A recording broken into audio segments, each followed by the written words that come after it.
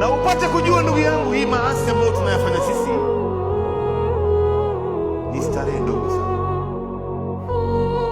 Unahadaika tu, wewe unaona raha wakati unapoifanya, lakini majuto yake na hasara yake ni kubwa.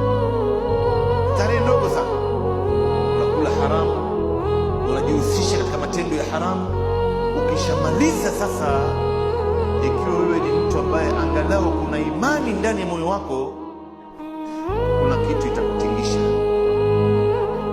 Imani yako itakutingisha ndugu yangu, na utajiuliza baadhi ya maswali, kwa nini mimi nimefanya haya na Mungu ameyakataa? Lakini ukishaona wewe umefanya madhambi mpaka mwisho, sasa hivi hata ujiulizi chochote, wala hujuti, wala huoni kama ni kitu.